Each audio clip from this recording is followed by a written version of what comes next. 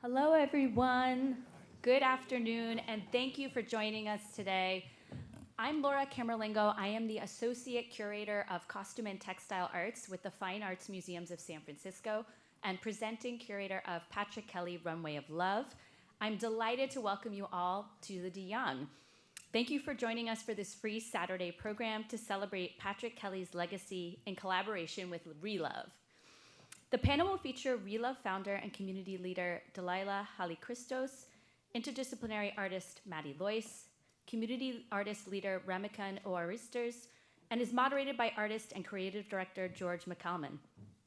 So to start, I'm delighted to introduce Delila to all of you. She is the founder of ReLove, a sustainable fashion resale boutique which opened in 2014. Since its inception, ReLove is a space that celebrates art, community, diversity, and inclusion in fashion. Delila was an immigrant raised in Ethiopia and founded the business to share her passion of curated resale as an alternative to the destructive industry of mass fashion. Sustainability is at the heart of her work at ReLove. Under her direction, ReLove has worked and collaborated with countless Black artists, photographers, stylists, models, musicians, and business owners from across the US. Please give her a warm welcome to the DeYoung.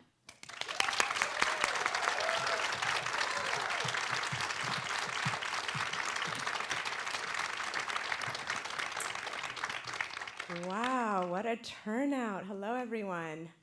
I'm Delila Hailechristos. I'm really, really honored to be here. Happy Valentine's Day weekend to everyone. We are celebrating love. We're celebrating Patrick Kelly. We are celebrating his legacy of love.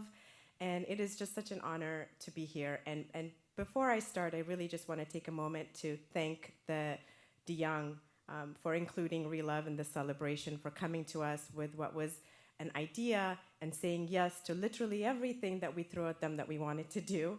And it was met with support and with just enthusiasm.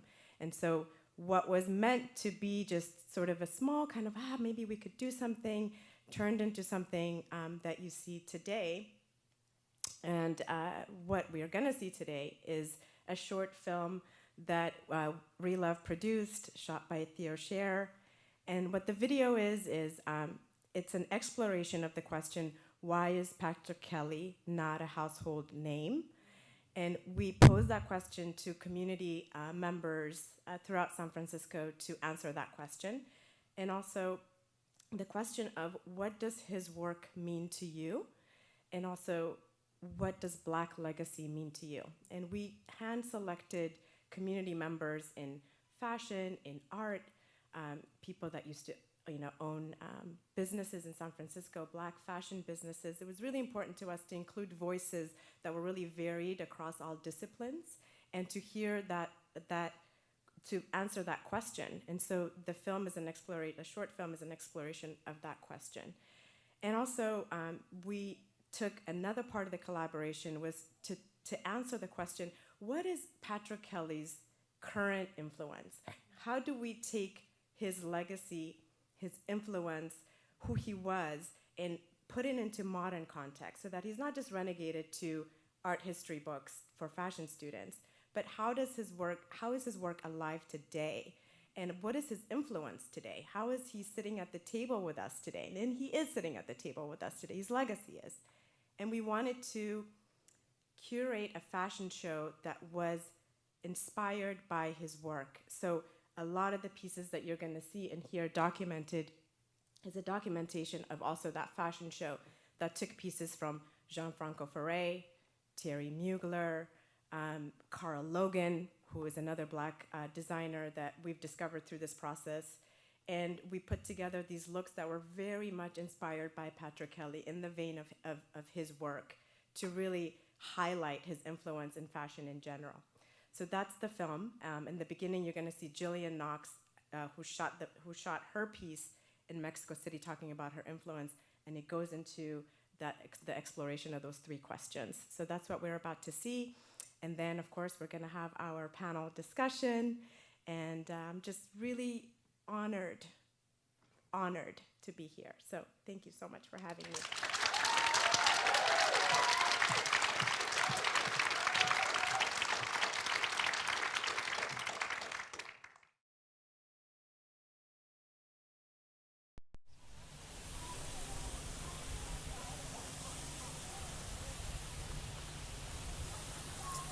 Hello, my name is Jillian Knox,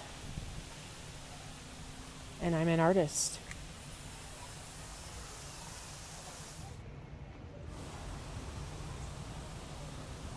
I work as a stylist in fashion, food, and prop styling, and have a BFA in photography. I was born and raised in Washington, D.C., and I live in San Francisco, but I say Mexico is like my second home and studio. Why? Because this is a place where I grow and find my biggest inspirations. What are they? Well, everything.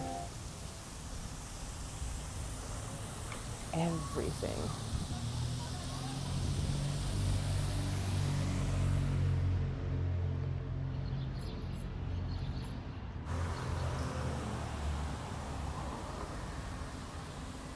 I'm inspired by Patrick Kelly and his legacy because, just as he worked and rooted himself in Paris, I find myself deeply immersed here in Mexico. I'm inspired by color, prints, the texture, traditions, lifestyle, the people, cuisine, and the language. The heritage and pride here have allowed me and shown me how to love and embrace more of my blackness, to understand my purpose and impact as an artist, just as he did. To uplift, to rejoice, to shine a light on our culture and increase visibility. His work wasn't humdrum. It never was about following trends. It was always about paving the way and thinking forward.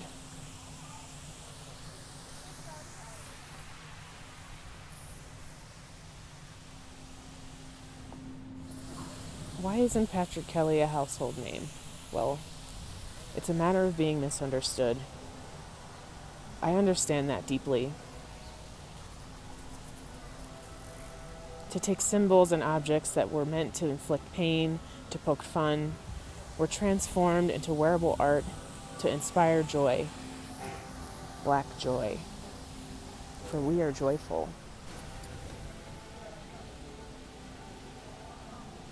Black legacy is us. Now, legacy is leaving your mark so that others may never forget. We must record our present so our history may be bountiful because we exist.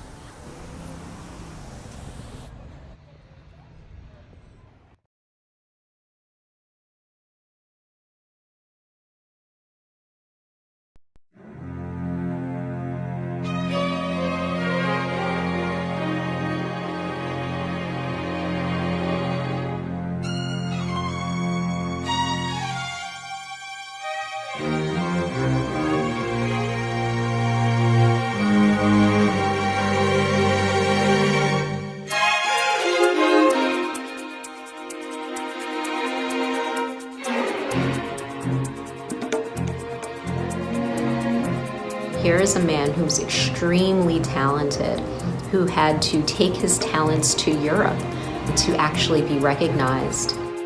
He was the first American designer to be inducted into the Chambre Syndicale des Prêt-à-Porter, which is a prestigious European society for ready-to-wear clothing. Not the first Black American designer, the first American designer, okay?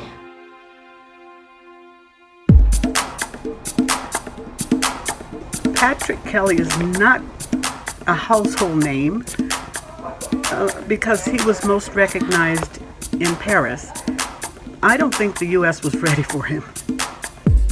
It's February 2022 and we are in San Francisco at ReLove Vintage Boutique. ReLove has partnered with the DeYoung on a special collaboration of curated clothing inspired by the designer Patrick Kelly.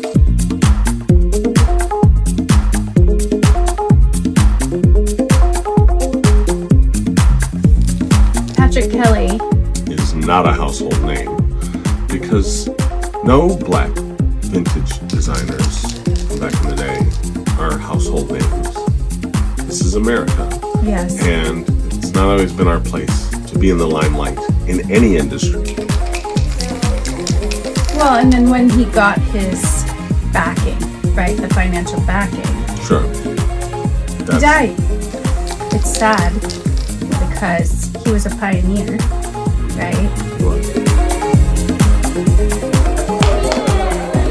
These ones are a little bit more shape and figure, and then we'll kind of get into 80s pop excitedness.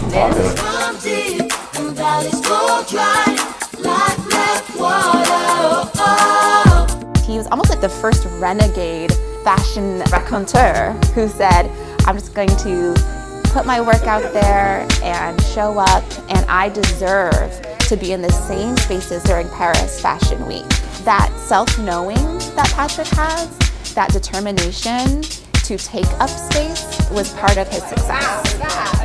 There was so many influences from Patrick's work, but primarily we see a lot that's enriched in Black culture, Black Southern culture, everything from the church, gospel. This most notably reminds me of a choir robe. Who doesn't remember, especially in the Black community, if you're getting ready, you're going to church, your grandma, your mom, you would have to put on your best shoes, and that is another aspect of his head-to-toe looks. He's creating a narrative, he's creating a world. When you think of Patrick Kelly, you think about color, you think about shapes, you think about form, you think about femininity, you think about Black femininity. Ancestor Patrick Kelly is not a household name because folks don't understand reverence and they don't do their homework and understand genealogy and where their ideas and inspirations come from. Him being an African person, a Black person from the South who contributed greatly to the world at large. It's really disheartening that people don't know. And sometimes I feel refused to know.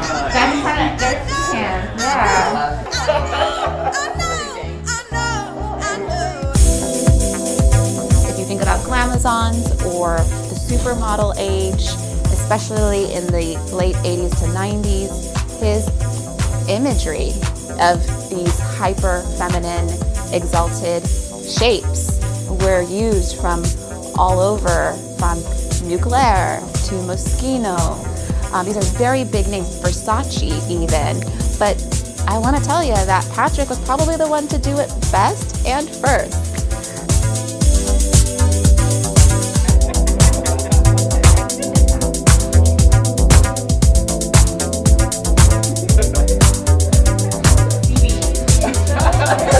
Shapes from Mugler, we have a nipped waist, in a fluted back with a short mini skirt. You find it in Yves Saint Laurent.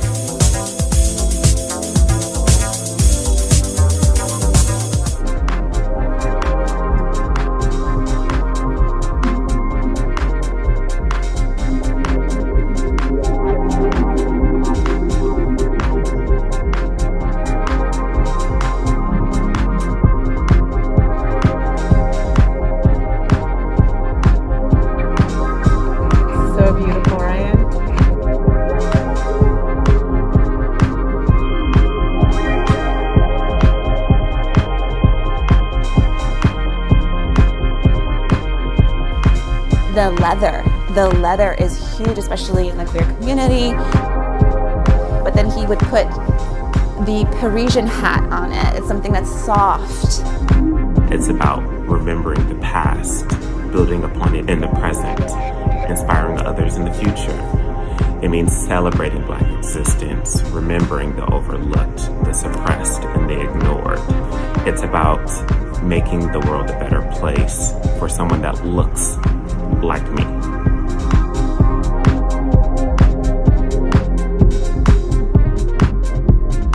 Like Charlie's Angels.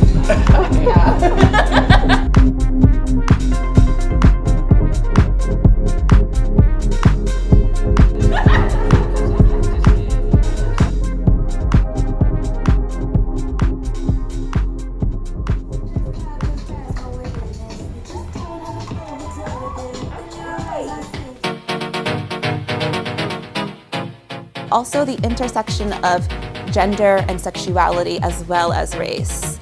We see in ball culture, there is a camp to this. So camp was not just originated by some of the greats like Moschino, but Patrick especially took this element of his queerness and his blackness and subverted it into a head-to-toe look that evoked something that was more than. And when it comes to the sequins and the hearts and the teddy bears, he's creating an entire mood that plays with the framework of the culture he was trying to emanate.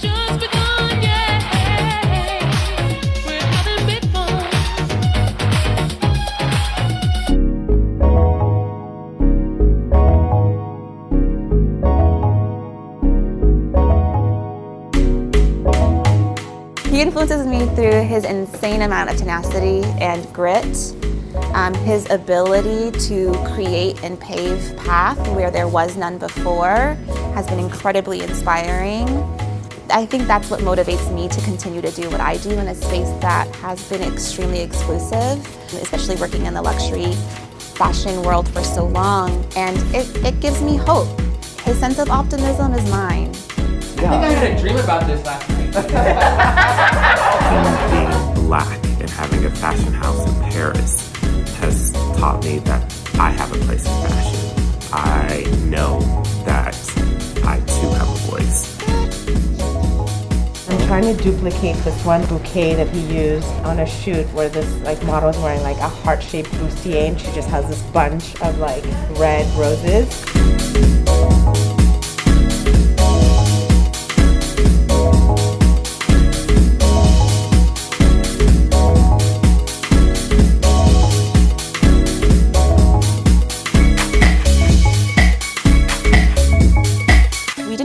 The blackface imagery to work with, but that is still something to note. His persistent use of blackface imagery as almost his logo. That was his identifying marker to the world. It's a reclamation, maybe. He used terrible icons of our past and turned them into things to be cherished, to be loved. This was an image or a token that was used to define us, especially as black people. And he's like, well, if you're choosing to define me as such, let me use and repurpose that imagery and make you purchase it.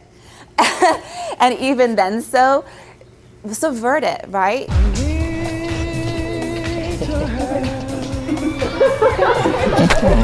I can't express enough how honored I am to finally be able to speak about how much this man has affected me. I am so proud of his work. I don't take it for granted that I stand on the shoulders of great, amazing talent. I love everything that this man has done. Happy Valentine's Day! He was so incredibly inclusive of every person's body type, loving oneself, right? It's owning our blackness and making sure that the world understands that it's worthy of being loved. Patrick Kelly's designs were worthy of being loved. Well, isn't that it? Black legacy is love. We've had to do so many things with love. Love helped to fuel our perseverance. Love is the legacy.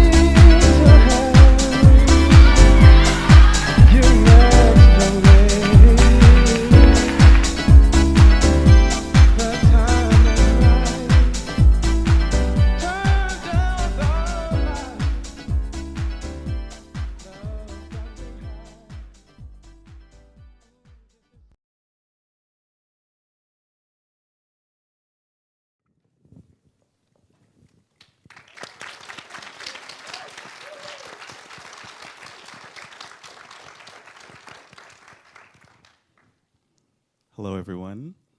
Can everyone hear me? Yes? Okay, great. If I am not projecting enough, I mean, I know you guys will let me know, but please do shout out, and we will all speak up a little bit louder. So first of all, before I introduced our esteemed panelists, I just want to take a moment to say this is still an uncommon thing for us to be gathering at this time during this pandemic that we are still in the midst of.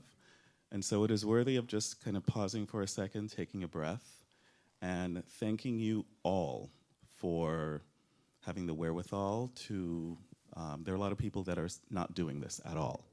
And so I'm really appreciative and grateful of your time and energy in being here today, and just so thank you for showing up. Thank you for being here today.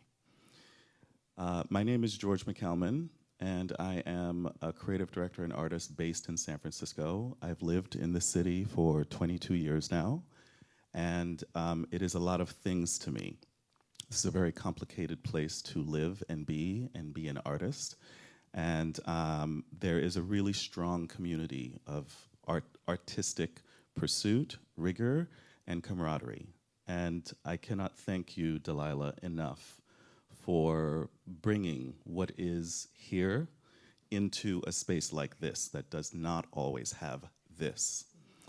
And so I am really grateful to you. Thank you.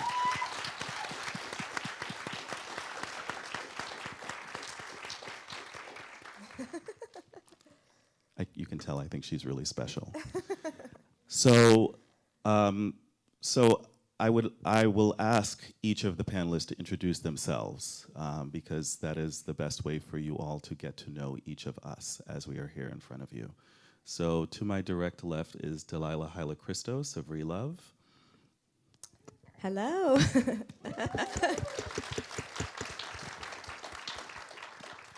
Hi, everyone.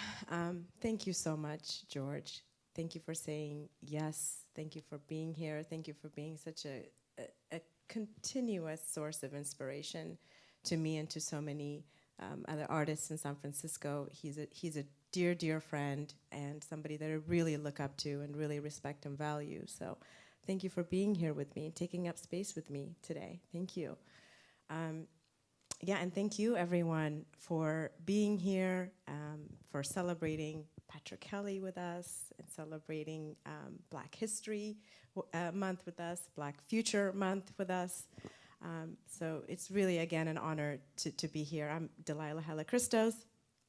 I'm the founder of ReLove. And for those of you who don't know what ReLove is or what we do, we are a resale boutique in San Francisco, really centered around the conversation of sustainability, inclusion, art, fashion.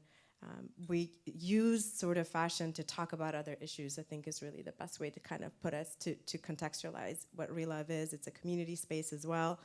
That ReLove is also I founded it in 2014, and it has really just evolved and taken a life of its own to be a space that takes up space in San Francisco, where really there's very, very few Black business owners, let alone Black fashion business owners. And so, yeah, born and raised in Ethiopia. I'm a child of an immigrant parents, and I'm really inspired by alternatives to fast fashion, mass fashion, to talk about diversity and inclusion in the sustainability world. I'm inspired by that as well, to talk about when we're talking about sustainability, who it negatively affects, the brown and Black folks that produce mass fashion. So these are all conversations I'm really inspired by and expressed through my work at ReLove. So yeah, that's me.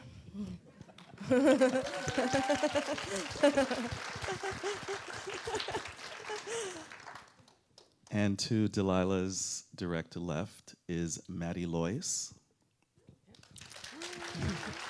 Hello, everyone.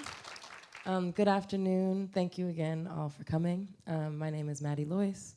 I am an interdisciplinary artist and curator amidst many things. If you're creative, you know that. I was born and raised in San Francisco, but most recently I've lived across the East Coast and abroad. Most recently I was working as the artistic program manager and curator at 198 Contemporary Arts and Learning in London, specifically Brixton, which is one of the only historically black galleries in the UK. Been running for 30 years, also a community art space that turned into a contemporary fine art space. So we give thanks to those spaces forever. Yes, I am here to honor this legacy that has affected all of us, whether you know it or not, and probably the clothes you're wearing today, whether you know it or not.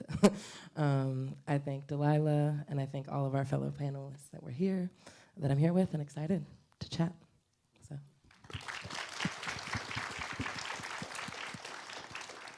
And to Mattie's direct left is Ramekon O'Arwisters. Did I pronounce that correctly? Yes. Hello, everyone. Thank you very much for joining us. I'm very happy you're here, and I'm very happy to be on the panel. My name is Ramekon O'Arwisters, and I am a sculptor where I use broken ceramics and fabric. The broken ceramics is a stand-in for my feelings and emotions associated with white body supremacy as being sharp, dangerous, brittle, and they are the stand-in. So as a sculptor, I create using those fabrics and ceramics. And in the community, I am the founder of Crochet Jam, which in August will be 10 years, where I use the folk art tradition of crochet as a way to foster social interaction and creativity, and to give people an opportunity to have an experience where they're not being told what to do and they're not being judged by what they create. After I show you how to crochet, I only know one stitch, it's single stitch crochet.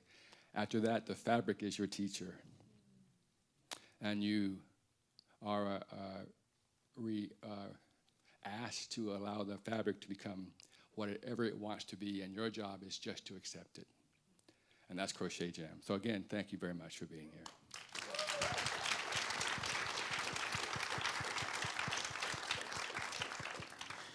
So we just had the collective pleasure of watching this film that Theo put together, and it's a lot of our conversation was just up on film. But one thing that I want to do, just to kind of center and ground the conversation, because fashion is often a very insiders conversation, and people who don't know the inner workings of fashion often feel on the outside, which helps to perpetuate a lot of the things that we are going to be talking about today.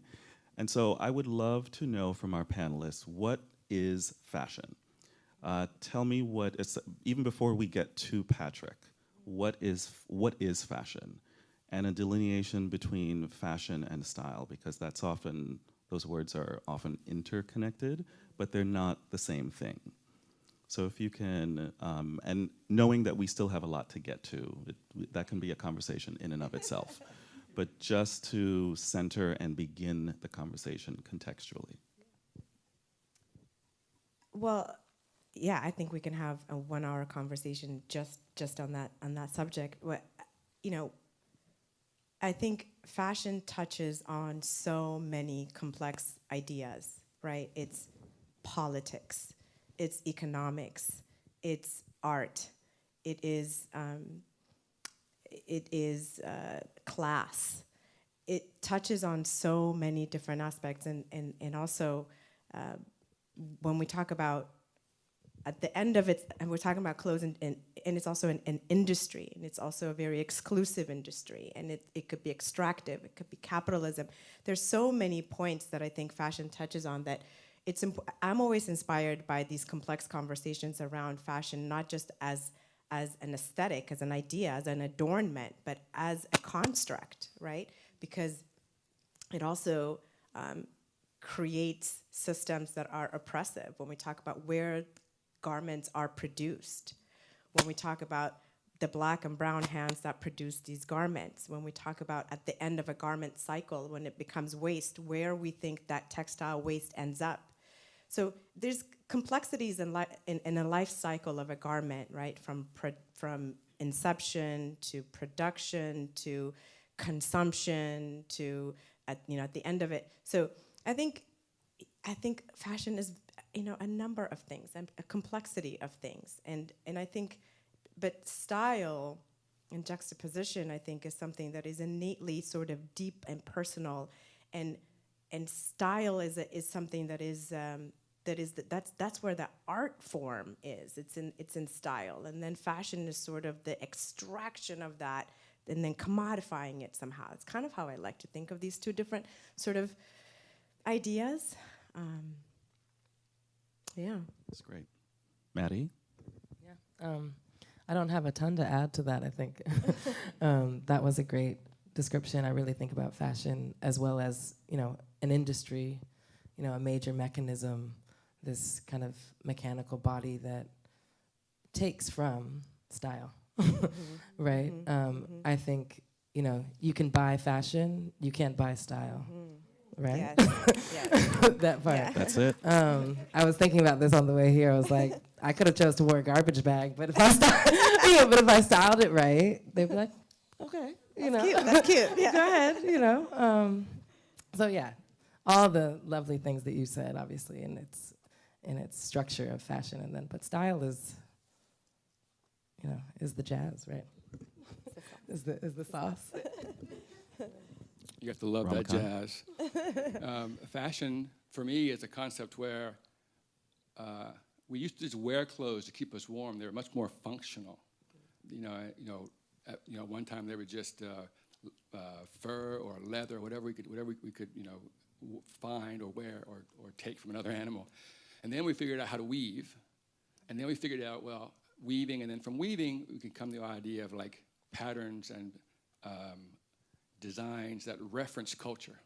So fashion, in my concept, is all about culture and how culture defines ourselves and how we as individuals wear our culture on our bodies. We are three-dimensional sculpture pieces. And everything we have on speaks to how we defined ourselves within the dynamics of our culture. Good, bad, and ugly, whatever you want to describe it. And also the whole idea of even rejecting it, like by having, sagging pants, for example, or by something even more dramatic that an individual might decide, this is how I want to style my fashion. But I think most people don't think that they are or are carriers of fashion. Most of us think, we just put on a uniform.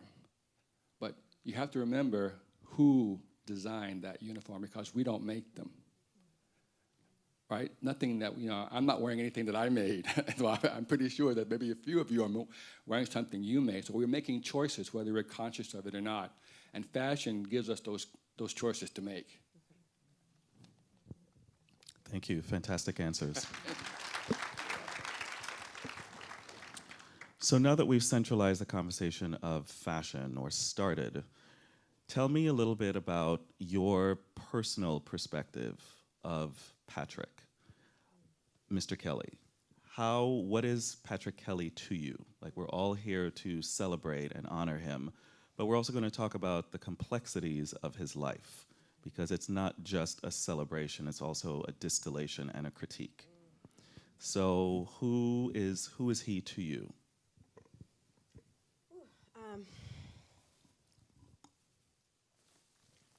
I think, so personally, he's simply an inspiration.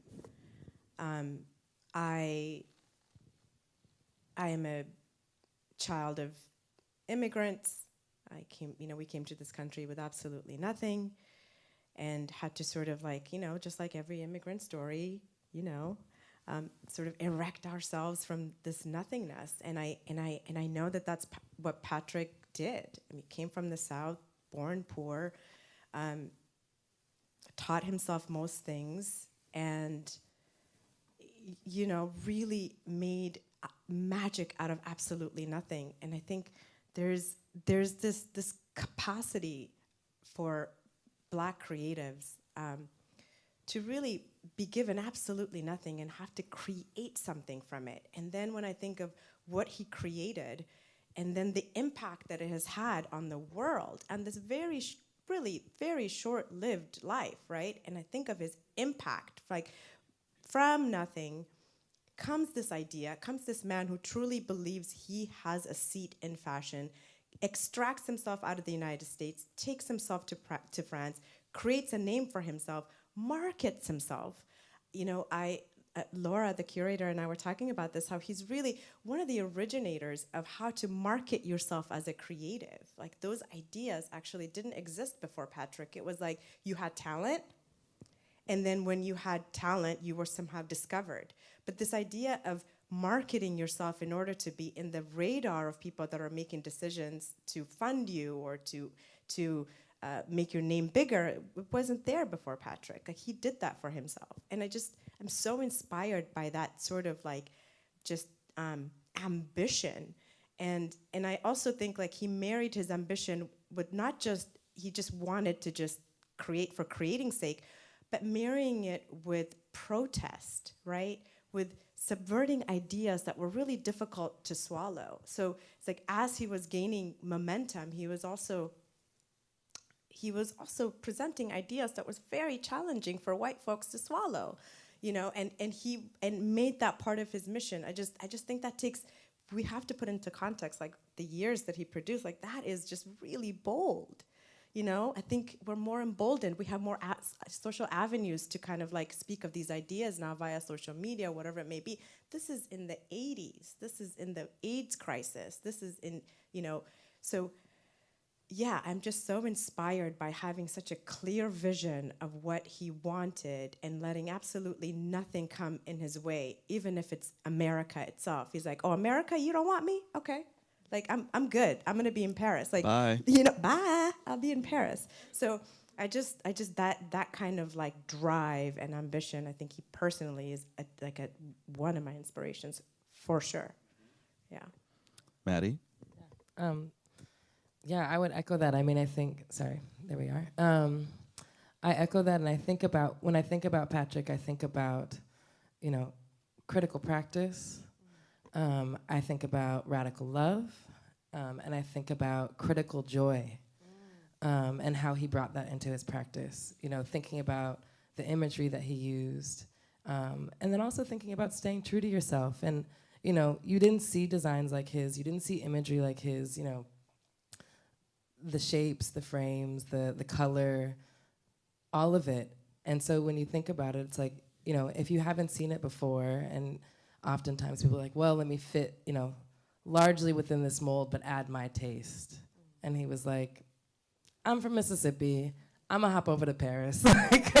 And you're gonna see all this color, you're gonna see all this American, and also like it just largely racist iconography that comes across Afro-diasporic cultures. And it's gonna be in your face, and it's gonna be in cute little buttons, and how are you gonna swallow that? You know, but that's the radical love of self, and then the critical joy that's needed to survive with his marginalized identity that many of us hold in different spectrums, right? George and I were talking about this before. It's like if we wallowed in the pain, the survival would be very slim, right? And so yin to yang, dark to light, baby.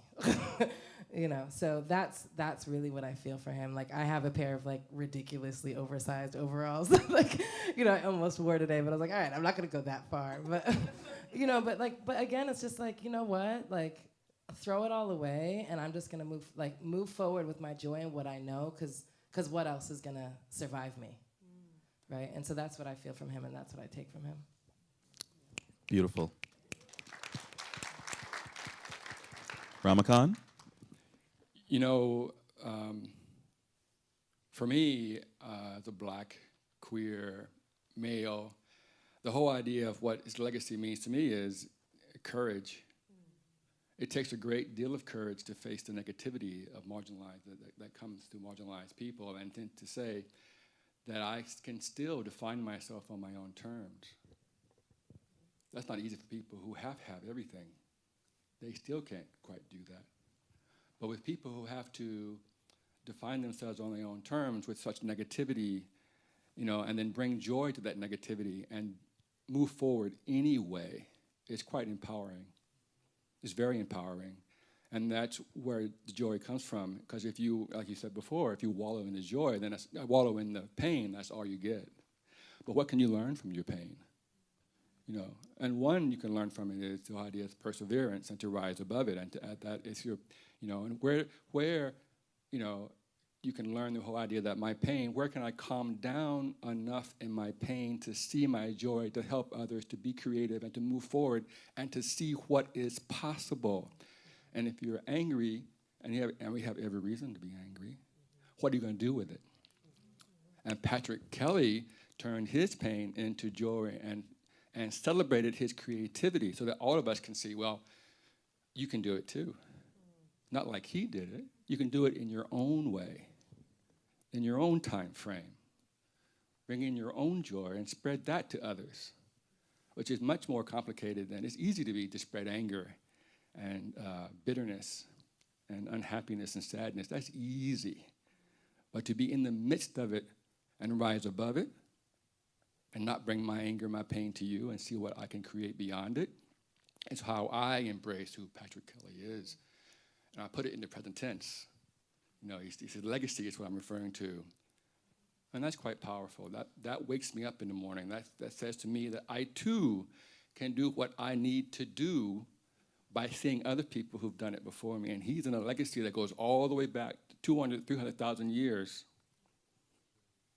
Right? All the way back. And that's quite powerful.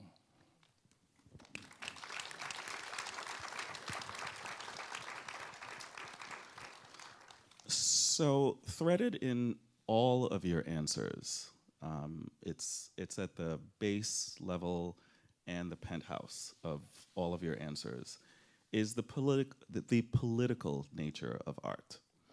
And I feel like, my bias as a Black and gay artist is that my work has always been political because I don't have the luxury for it to not be. And threading the continuity of it being here, I'm seeing that, one of the reasons that Black artists are not celebrated as much in larger institutions is that you have to thread in the political nature of our perspectives.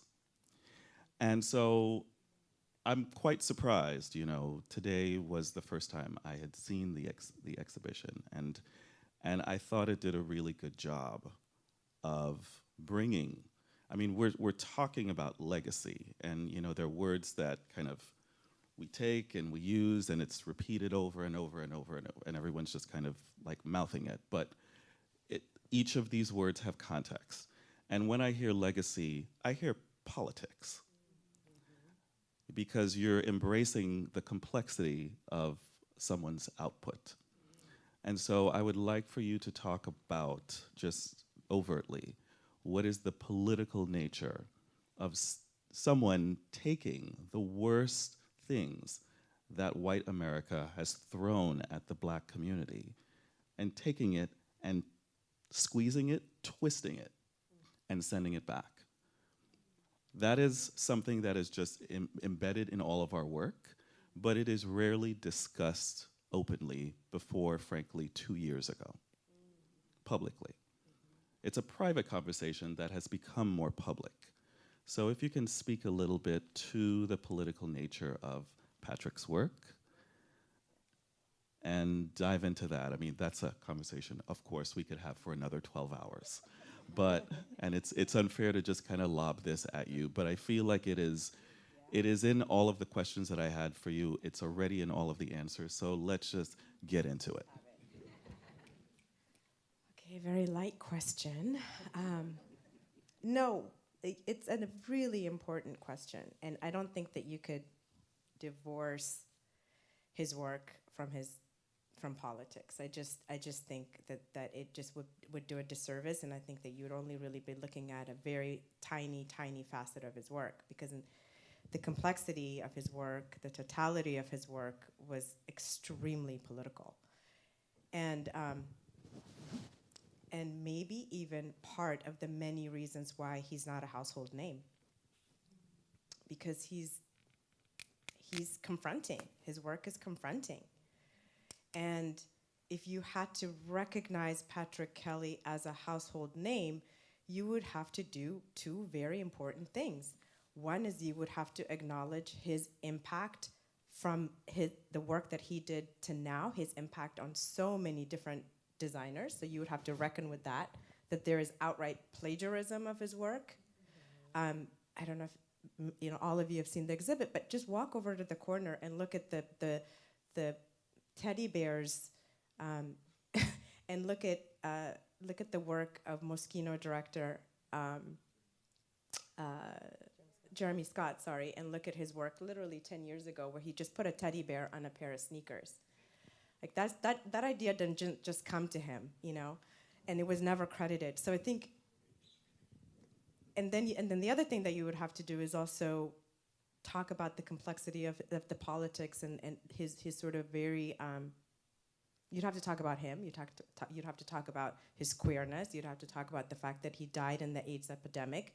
So you have to name a lot of things in order to have Patrick Kelly be in the zeitgeist of the conversation. You have to properly credit him. You have to talk about his work. You have to. So it's confronting. So it's like, oh, let's just not have that conversation. And what's lost is really.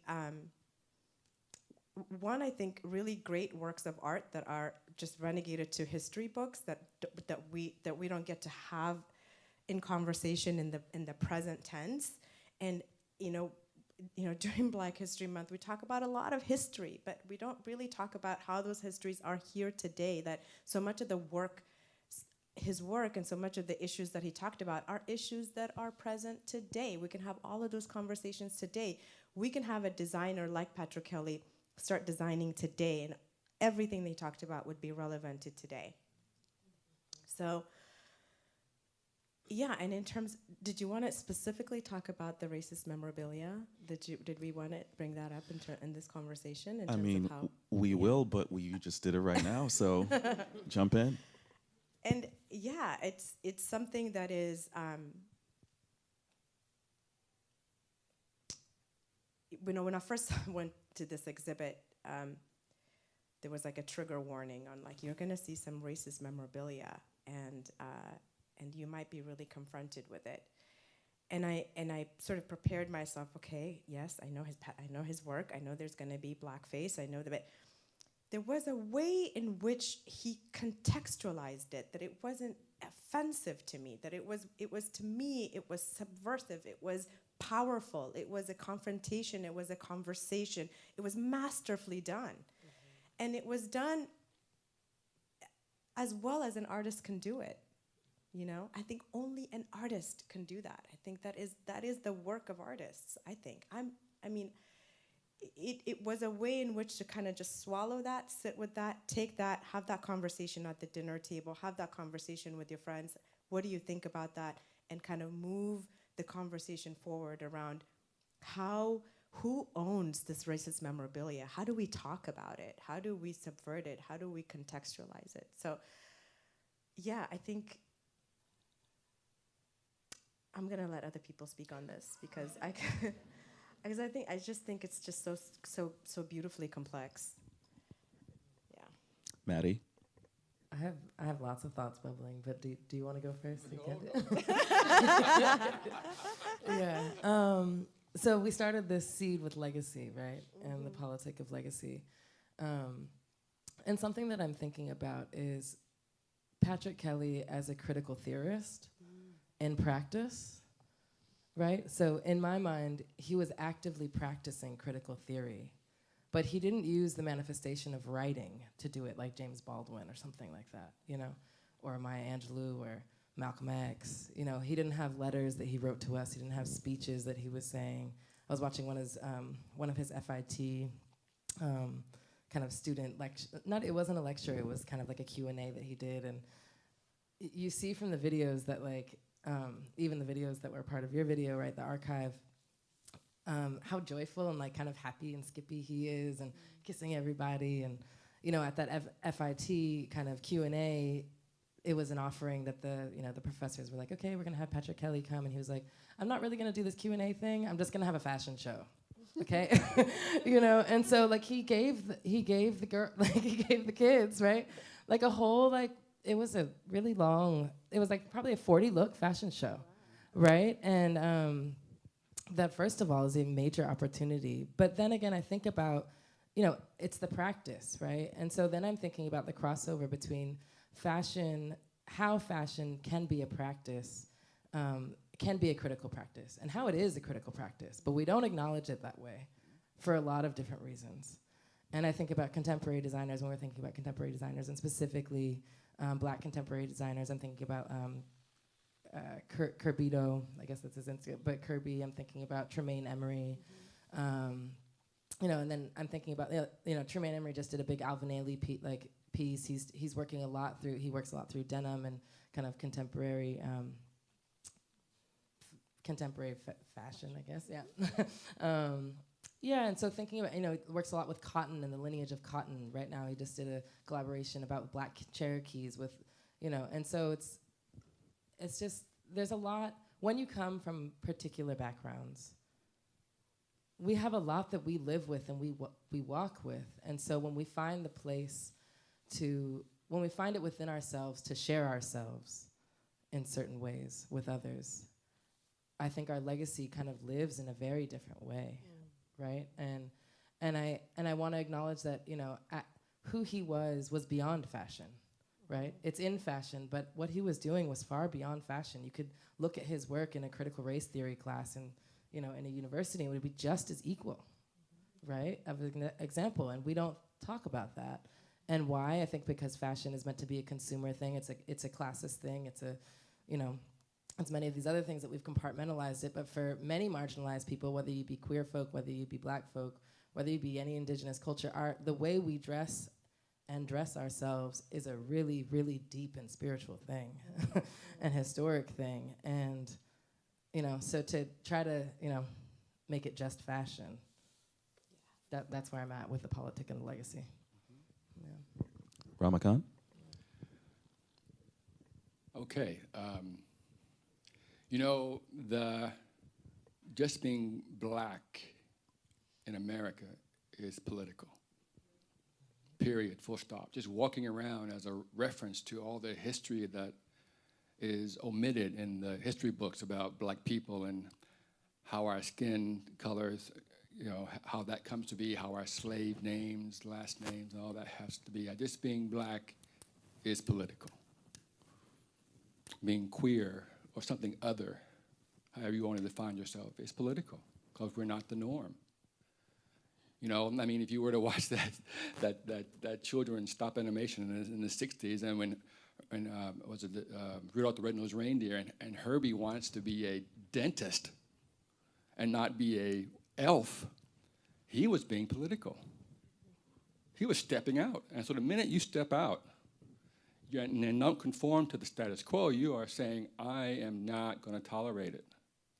And that's when white rage gets in the way, because you're not going to be subservient and obedient, And Patrick Kelly did that with his art. He made it very clear with his art, I'm not going to follow the pattern. I'm going to take the history. Now let's be very clear. Black people did not create contemptible memorabilia. Period, full stop. We did not create it. So these are grotesque, schizophrenic views of Black people. It has nothing to do with us. Nothing. With Black people. So we can subvert it. We can walk away from it. We didn't create it. We don't have to internalize it. So, I think in some ways, the more the people that, define themselves on their own terms and turn around what we're supposed to chew, swallow, and digest and call it our history, the more we're able to say, well, you have to look at what your history is, not as you want to define it, but as it is. And what it says, not about us as Black people or brown people or people of color, but more about the dominant culture. and how far and deep the concepts of white body supremacy, homophobia, sexism, how much that's needed to create a capitalistic society. You know, that's what, for me, is the most profound thing about what Patrick Kelly was able to say in a very skillful, very subversive, very sophisticated way through fashion. You know, and I walked into and I saw the black memorabilia, and I thought, I wouldn't have the courage to even think about the idea of turning this into something people can wear, and then, but it's not being hidden. It's subversive. It's insidious. It's in everything. Racism is in everything, and he was like saying, you know what? I'm gonna show it to you in a way that you can't not look away. It's here. Very powerful. He wasn't afraid. No, he wasn't afraid, no. Thank you each for tackling that very layered question.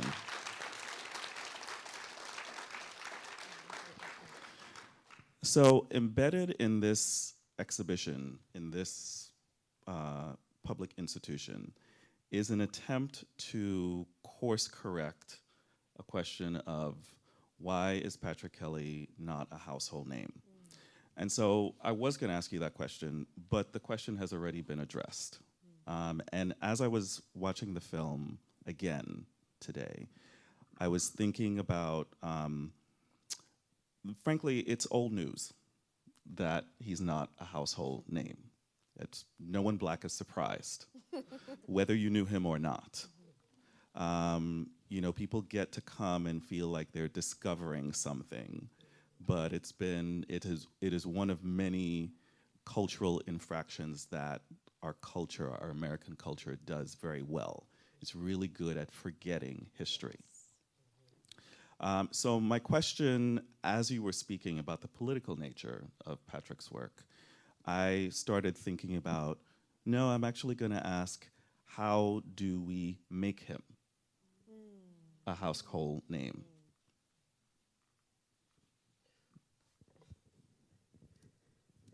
Go ahead, Mattie. Yeah. Go for it, Mattie. I was going to say his name. You know what I mean? And those, yeah, right? And those three words, unfortunately, have really deep and painful ringing in our ears at the moment because of the previous years that we've been living through, specifically in the United States. But it shouldn't have been the first, time that we've been chorusing those three words for a number of reasons, and not just for death, right? Or passings or transcendence, however you want to form that ascension outside of our earthly realm, right? But we start to name people. We start to say their names when we enter spaces. Like I was happy to have named James Baldwin when we're sitting here, and name other contemporary designers while we're sitting here, And so anyone, maybe at some point next week or later this afternoon, you're like, oh wait, what was that person talking about? What was that name? Or it might pop in your head, and then you'll go research it, and then that's how, right? And again, having more convenings like this. I mean, again, it's been difficult because of the particular, world reality we're in. But the more we get to talk, the more we get to convene, the more we get to conjure things together and share together, we can start understand, this whole Rolodex of history. This whole Rolodex of history, and then we can share it along. But again, like Jeremy Scott not acknowledging that it's just a copy-paste action, the more that names are shared and acknowledged, and now that we have social media and this and that, but I'm not going to give it to social media. I'm going to give it to us in conversation and saying oh, by the way, you like that? It's actually that that you like, and, you like that textile? Oh, that textile actually comes from XY place. And doing that due diligence, giving ourselves that due diligence and giving the work that you like due diligence in terms of doing your research. Things aren't always easy, right? And so let's do the work. Right. That's what I would say. Yeah, I think it's safe to say that this is probably a group of people that are somehow interested in fashion, right? That maybe have their pulse on somewhat in fashion. And I think it's really important to understand influences and history in fashion, that we're not just mindless consumers of things, that we understand and revere where things are taking inspiration from, where they're made. When we talk about sustainability as an idea that is just a deep passion of mine, it also just means understanding what garments are. So if we see, really strong shoulders and, a heart, like when you see this exhibit and you see these influences and other things, like it just begs itself to be curious, to say, like, where did that come from? Like what is that? If as a designer's coming up with the concept or an idea, to say, like, has this been done before? Like what, to just be curious, so that we're part of the conversation, not just from a consumer point of view, but from people who are, like, deeply passionate and keep these things. And so I think we make him a household name by continuing to have these conversations, of course, by properly crediting ideas, by, understanding that when we talk particularly about, if we want to really just say February Black History Month, that we talk about Black folks that have impacted culture, that are outside of just the tried and true sort of, like, not talking about just Harriet Tubman is what I mean. Like, just to really talk about, if you're interested in fashion, to really sort of research these kinds of ideas. If you're a fashion student, to talk about these things. I mean, I think one of the joys, honestly, with this project for us, and I think at ReLove, and I can speak for Michael and Dominique, is to introduce Patrick Kelly to so many people. Like, when they say, like, I'll go see the exhibit, and here's what he's done. And I think the fashion show is also to show, like, look at his influence on so many other designers, so that his name is alive. And we talk about him in the present sense. I think we keep him alive by talking about him in the present sense. I think we owe him that. I think that this world took him away from us way too soon. We haven't even talked about the complexities of what the AIDS epidemic did to Black creatives in the 80s, and who we lost. And the health disparities in that pandemic specifically that we can see now, like all of the wealth and all of the health disparities that led to so many creatives that we'd lost in that time. So I think, you're here, and I leave it to you to make sure that he's a household name. Yeah. Wonderful. Ramekon? Well, there's many ways that we can, that can be done. The whole idea of how to raise awareness about the contributions and intellect and genius of Patrick Kelly. One way would be able to have this show, if it's, I know it costs a lot, but to have the show travel would be very good.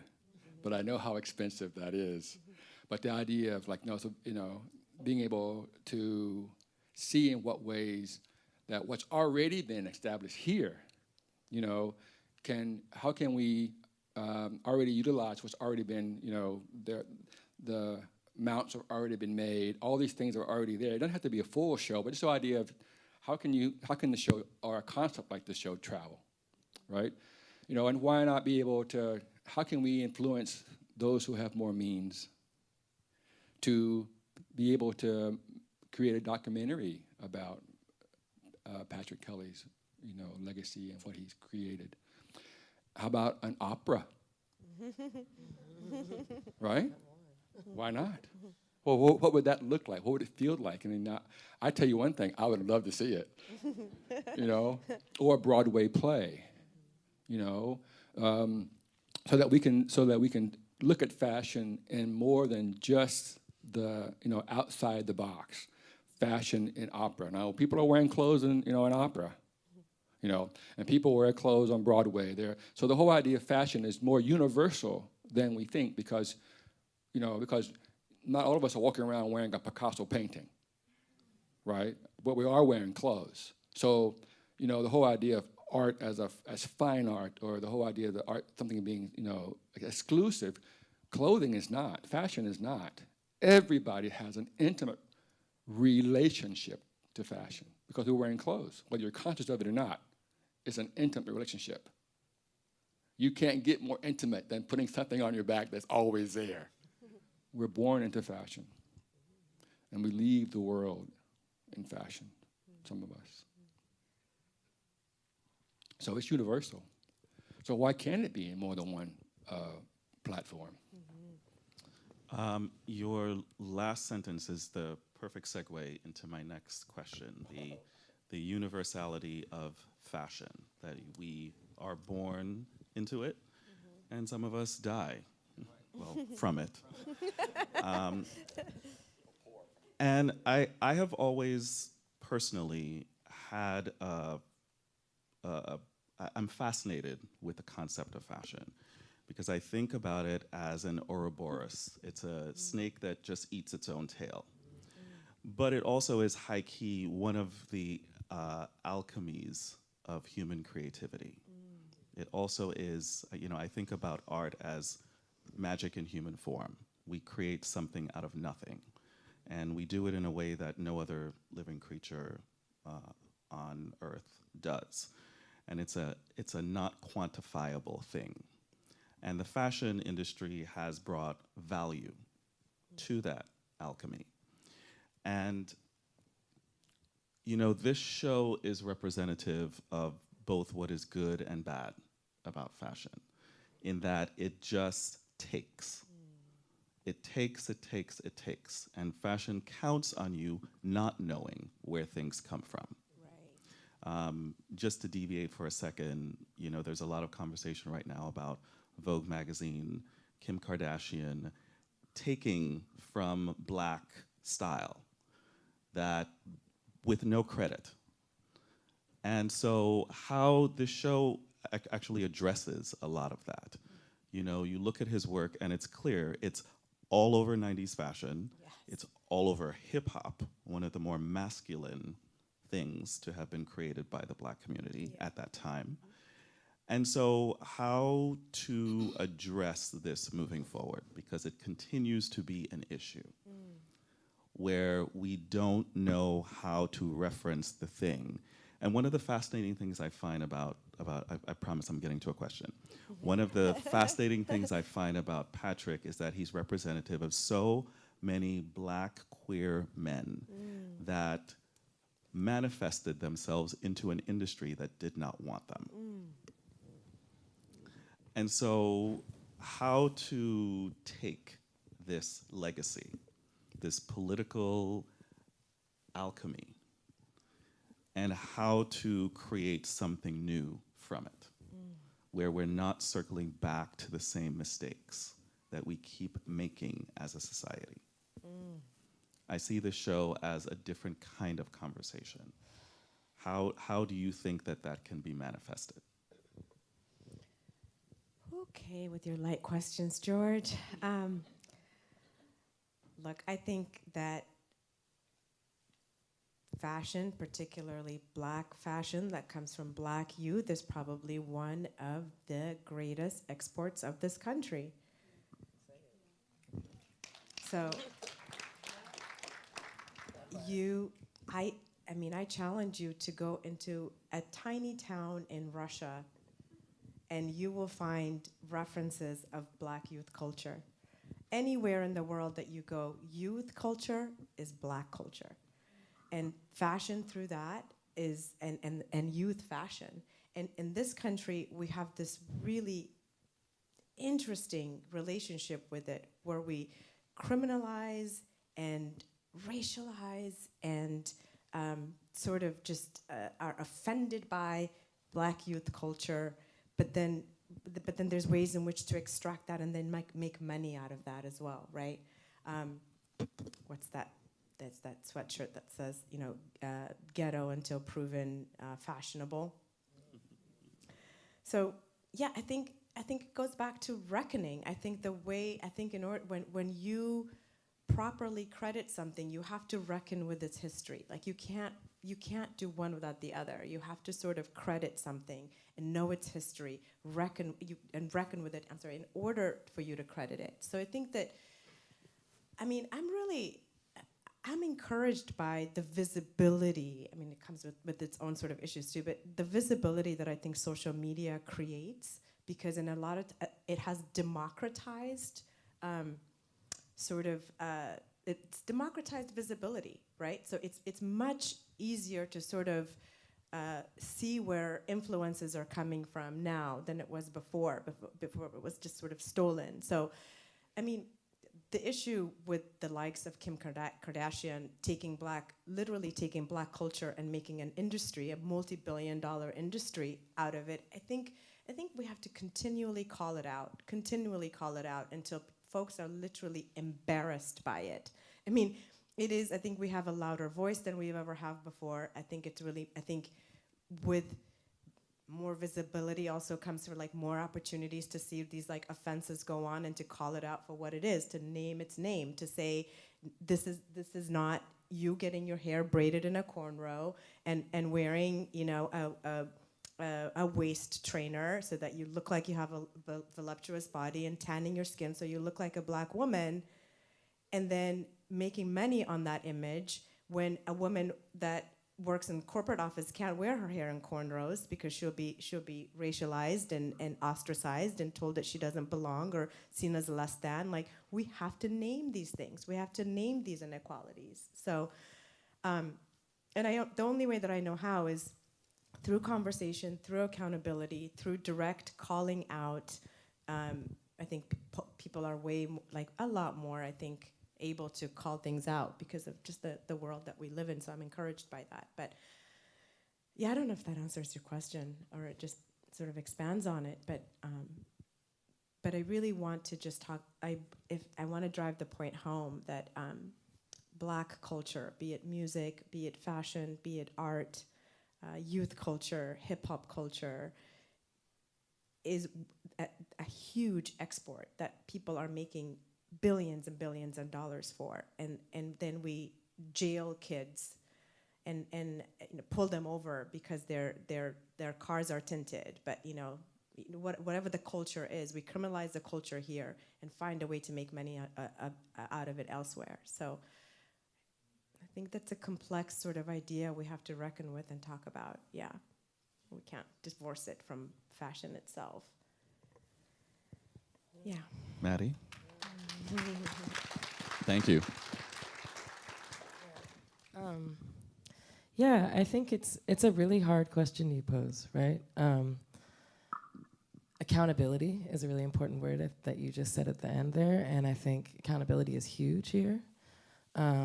Accountability also means, it doesn't have to mean confrontation, but it means admittance, and it can mean an ask it's an ask, right?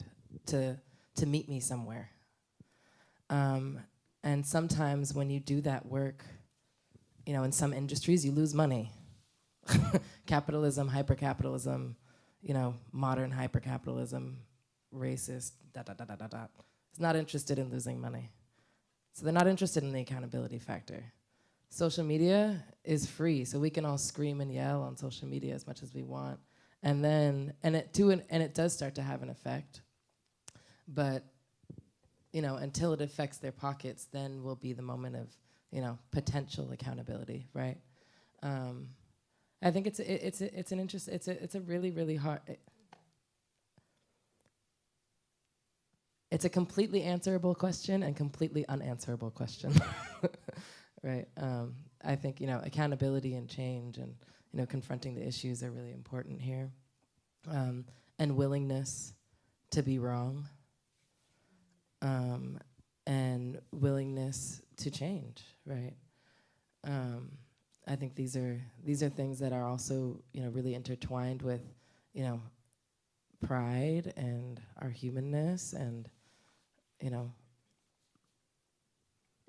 if we're wrong, we might be bad, and we don't want to be bad, and we don't want to lose money or all those things. And I'm thinking about money in businesses, but also sometimes in your personal life, or lose friends. But in my life, honesty is the best policy. And if it hurts to have the honest conversation, I would imagine the healing is probably going to be better, right?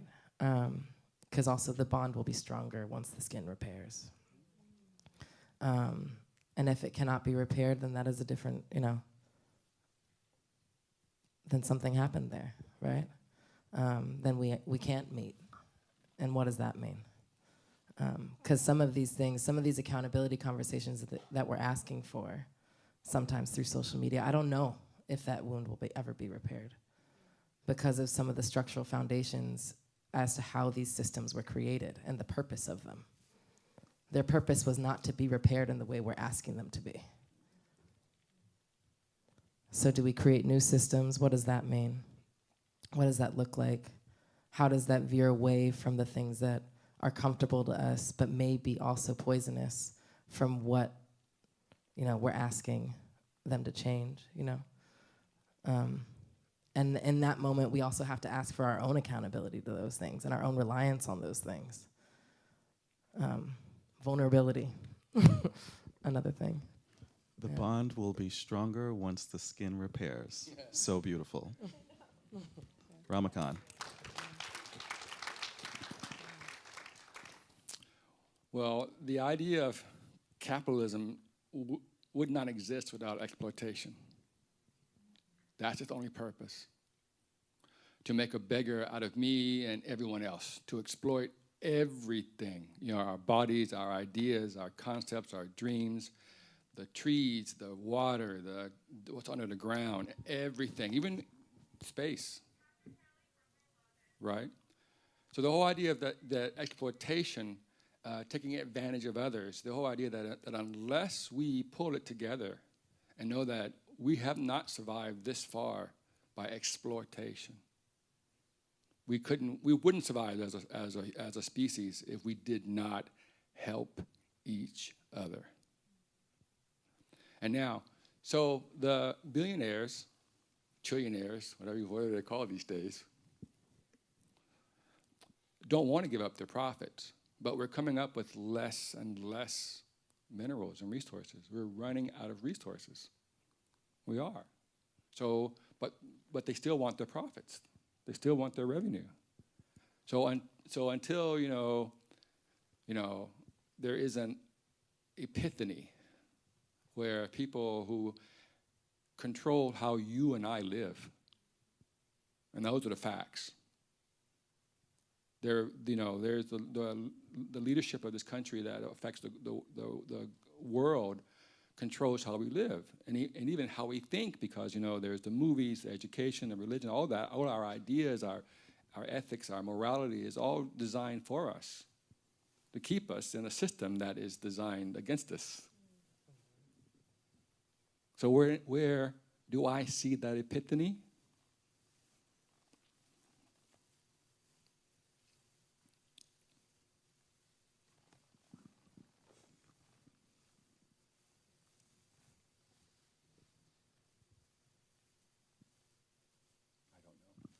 I don't know.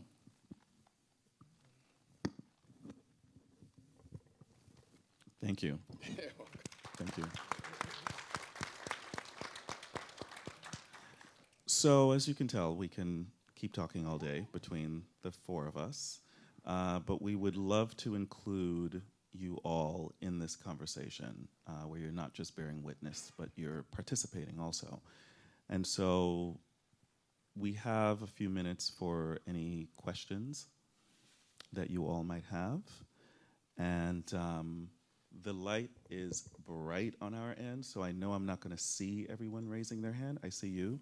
And Maria will help facilitate making sure that, okay, there you are. Here we go. Nice to see you, everyone. So we will take a few questions, and then we will unfortunately have to begin wrapping up. Hi, Yes. my name's Ravel, and I want to ask you about Patrick Kelly's Americanness, that he had to leave America in order to be more American. And Toni Morrison did so much work to make sure sure that Black history was not regional or sequestered, but that it's an indelible part of what it means to be American. And so I see it in his sportswear, but also in the joy that was on the runway. And so I'm curious for even to talk about what it means for Patrick Kelly as a patriot, not just as a Black person, but also very much as an American. Fantastic question. Looking at me. Go ahead, Mattie. Yeah. All right. So what it means for Patrick Kelly to leave the country, to be who he was and be accepted for who he was and what he visioned himself to be. Yeah, I mean, I definitely have parallels in my own personal story to that part of his life. And then I think about his experience in conjunction with many other Black Americans that left, right? If you think about James Baldwin had a whole period of time in Paris too, you know, Buford Delaney, painter, you think about Josephine Baker. Ta-Nehisi Coates, Josephine Baker, obviously, you know, I think Maya Angelou probably lived there at some point. I mean, numbers of us, and particularly Black Americans and particularly Black American artists have left. And I think for a number of different reasons, right? It's, you know, some of us can survive and figure it out here, and then other of us, if we can find a ticket to ride, we will, you know, and see what's on the other side. And I think everyone's got a different reason. You know, I think every single person that goes to anywhere, even if you leave outside of your state, right? I'm from this state. Most of my family has not left this state in our personal experience. I was kind of the first one to get out, and for my own reasons, right? You know, for my own kind of universal experiences that lucked me in that way. I think he made it for a number of different reasons too. I think he made it first off for his talent. He was an amazingly talented person, an amazingly brilliant thinker and producer. Also, there's the synchronicity of time and space and place that always happens, right? And for certain stars like him, it was the time for him, right? And I think he just shined bright. I think his Americanness was a huge part of his experience. I wonder if he had longer to live, if that would have changed, right? If that would have been the hearkening and the bedrock of his story, if his time lasted longer, right? Because at some point maybe he would have, you know, think about even Tina Turner, right? You know, she's off in Switzerland living her life somewhere, and you know, she hasn't become, you know, a Swiss patriot or whatever. But I think, you know, you think about these. How is it going to change your narrative? Because we didn't get to see him past his Paris years. We don't know if he was going to return. We don't know if he was going to move on to somewhere else. You know, we don't know what his influences could have been. So I also want to acknowledge he was young in his career. I think it was a shooting star, and then unfortunately due to life, his time ended for us to observe. So that's what I would say to that. You know, I think he was at the beginning of a certain vision, and he shared that with us. And I think also your Blackness is different in different countries. Like, I think when you leave this country, the particular brand of racism that is here, there's racism everywhere, but the particular brand of racism that is, you are free of that when you go to other countries. That liberates you to think in different ways and to contextualize your Blackness in a different way. So I also, I want to kind of say that as about being able to go someplace else. I mean, Ta-Nehisi Coates most recently also just left and is writing someplace else. So there is a freedom, I think, that comes from being rid of just the oppression of this country that allows you to create in a different way when you're abroad. Yeah. Can I double down too? And I think that for African Americans, we have, so after living in the UK for a number of years, right, there's a whole Black British community, right? And what is British history, and what does that look like? But also there's a Black European community. What does that look like? What does it mean? It's a completely different history, and a very multinational history, very colonial embedded history. That is absolutely and completely different than African American history. Yes. As Delila was saying before, you know, we think about black youth culture being like, and particularly Black American youth culture being completely mass streamed across, you know, the world.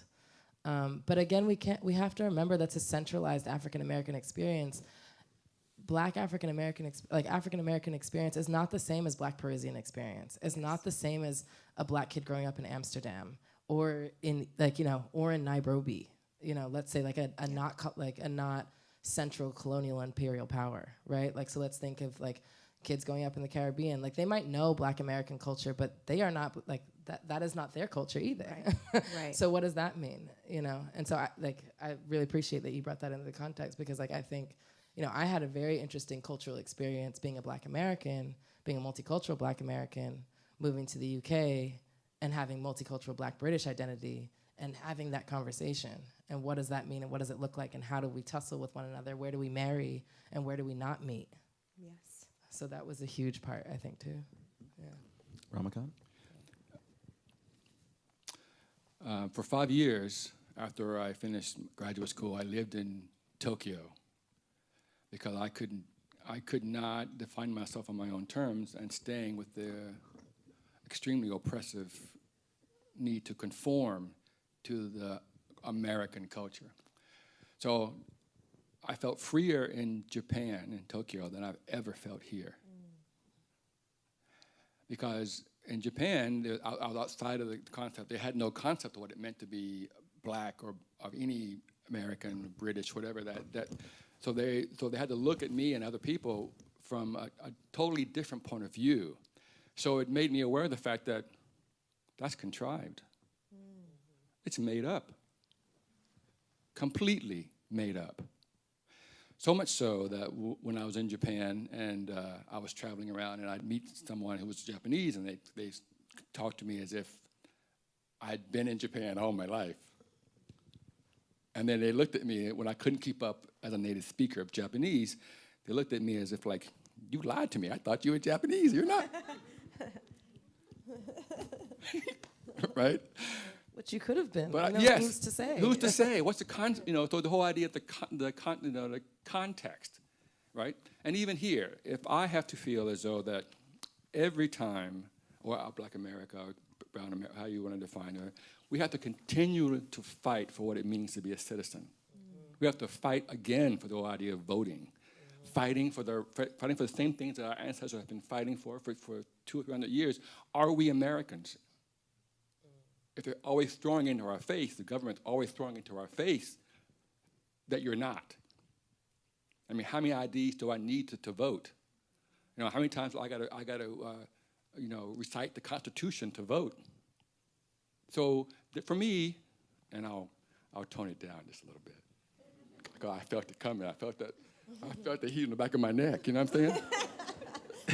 I said, I'm in public. You're on the World Wide Web. I'm on the World Wide Web. You gotta ease it up.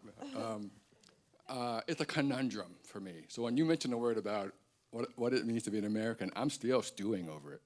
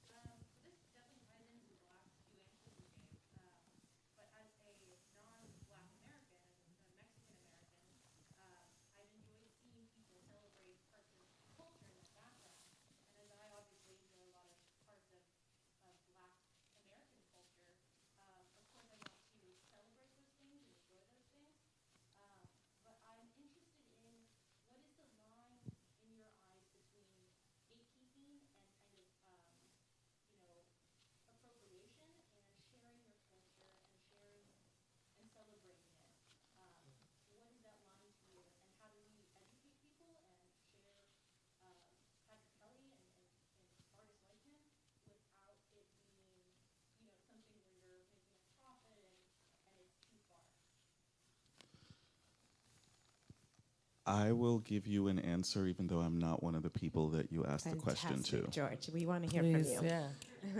Yeah. Very simply, I have a one-word answer. It's emotional. If the person on the receiving end of it does not feel good about it, that's the line.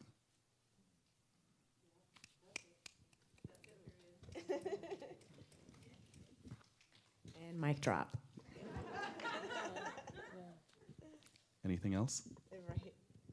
No, I think that's precise. That's it.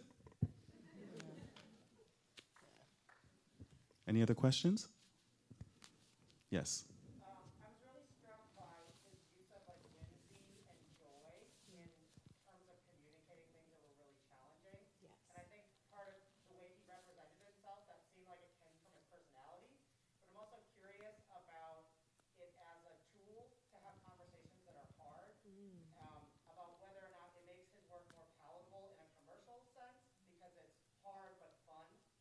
Or if it makes it more palatable in like a political sense, like it's hard, but it's easier for white people to deal with. And so I'm curious about the idea of whether the joyfulness is just authentic to him, or whether it's really like a choice to say, I need to communicate something, and I'm going to do it in a way that brings as many people into the conversation as possible. I'm not sure if that's the right way of asking it. What a great question. Yeah, it's a fantastic question. Great. Is that Jackson? Yay. Hi, Jackson. Hi, Great Jackson. Question. Yeah, I think that we touched a little bit on joy, and I think joy amidst oppression, racism, disenfranchisement, I think joy as a choice is protest. It is political. It is a stance. It is a decision. You have to decide to be joyful.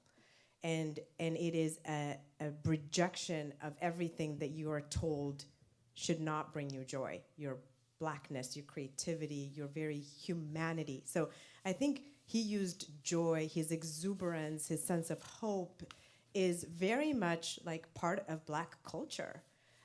It is a tool that Black people have used to survive in order to continue to have hope, continue to create joy as a form of protest. It is, so I don't think it's accidental.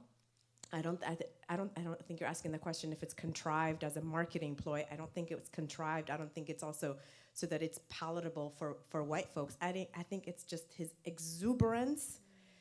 It is inherent in everything that he did because it is inherent in all Black people. It is the way that we've survived for this many years. It is our insistence on joy.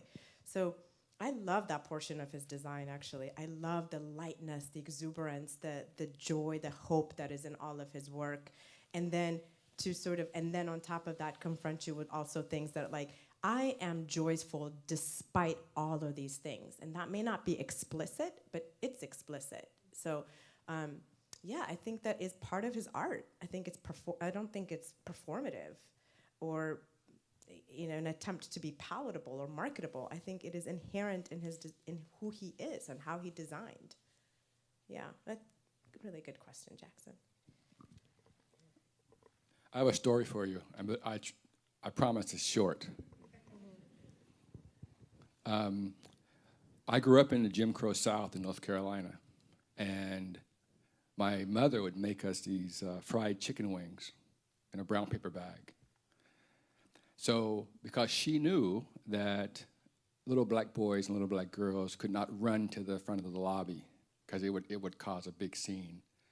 So we could smell the popcorn, but we knew we were in good hands because we didn't want the popcorn, could care less because our mother had made fried chicken wings that we had for us. That's joy. Knowing that that's a skill we'll need. She had to figure out, from her parents, how to navigate a hostile environment. So that we, when we were little, wouldn't grow up angry. We were very happy, even though we had to go to the side of the entrance and up the back stairs into the balcony. So those are kind of skills, or my father who would say, we may not be able to afford earthworms to go fishing. He never said that.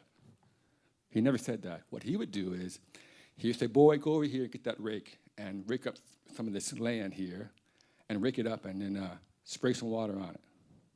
And the next day, you go spray some more water on it.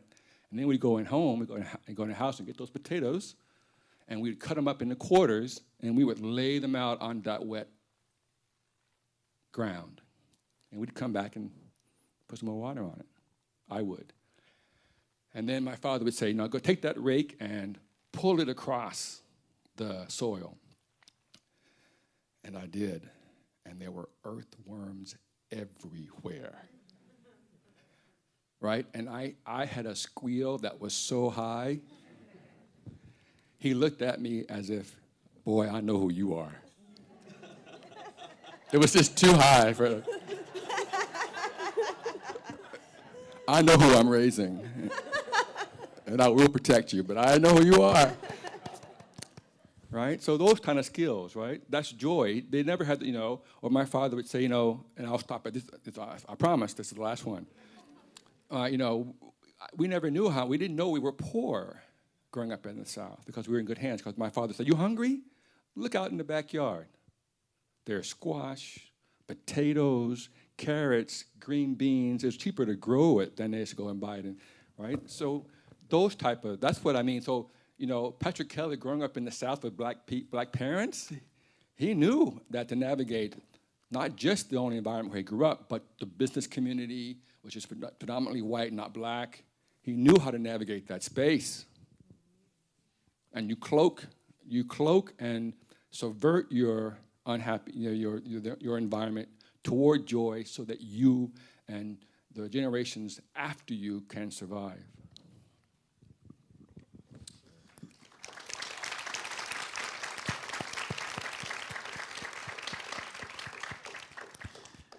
This conversation is a wormhole of time and space. We could just continue talking all day long, but unfortunately, we're going to be wrapping this dynamic, robust, beautiful, incredible. And the truth is, you all know we have just even barely scratched the surface of this conversation. Thank you for such insightful, smart, probing, emotional responses.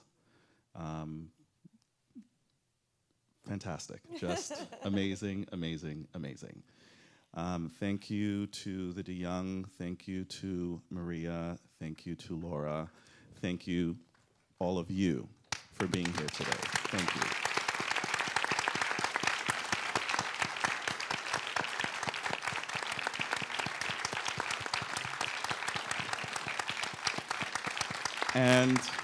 And lastly, a thank you to Mr. Patrick Kelly for defying the odds and still being here. In all of us, in all of you. To Delilah's point, now your homework assignment is to spread the word of who he is. Get to work. Thank you.